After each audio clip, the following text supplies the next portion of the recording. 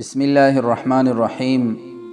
دا نن نسخه د هغه نارینه او زنانو دپاره چې هغې ډېر علاجونه وکړل خو د هغې خېټه چې کوم ده نو هغه هغې ته زانګي.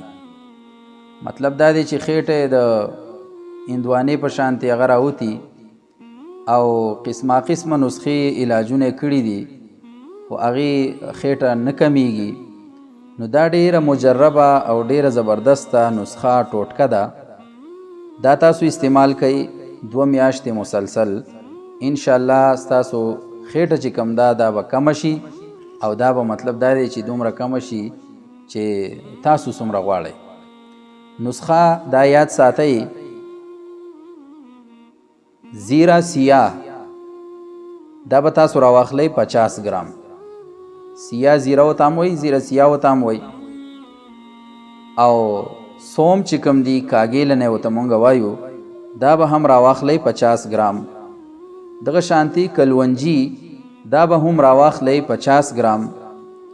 او دا به داسې کار وکئ چې بیا به دا هغه اوړه کوي، دا به معده کوي، اوړه به کوي.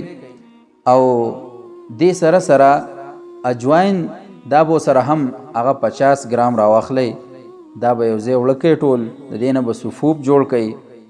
بیا سحر او ماښام په نهره باندې د دې نه 1 چمچ هغه تاسو خورئ اوبو سره. انشاءالله تعالی 2 میاشتې مسلسل دا نسخه استعمال کوي چې د چا خېټه غټه وي، د چا خېټه راوتي، الله تعالی به د دې نسخې په برکت باندې ستاسو دغه چربي د خېټې دا به کم شي او ستاسو خېټه چې کم ده دا به برابر شي انشاءالله. خو یو ضروري خبره دا یاد ساتئ چې دې سره ورزش دا ضروری دی. تاسو ورزش کوئ، بل روټۍ چې کم ده نو دا کمه خورئ.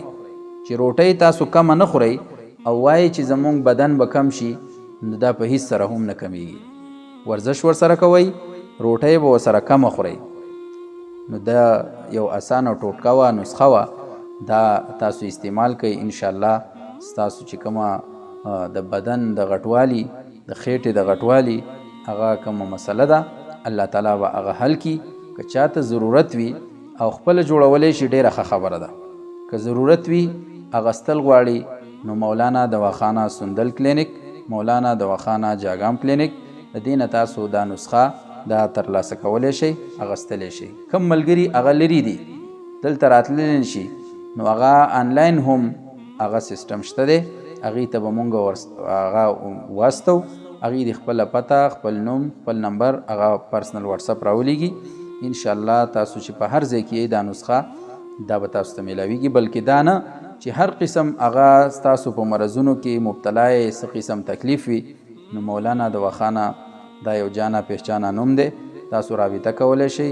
انشاءالله تسلی بخش هغه علاج به ستاسو د دې نه کیدی شي. الله دې ټولو مریضانو له شفای کامله عاجله مستمره ورکړي. السلام علیکم ورحمة الله وبرکاته.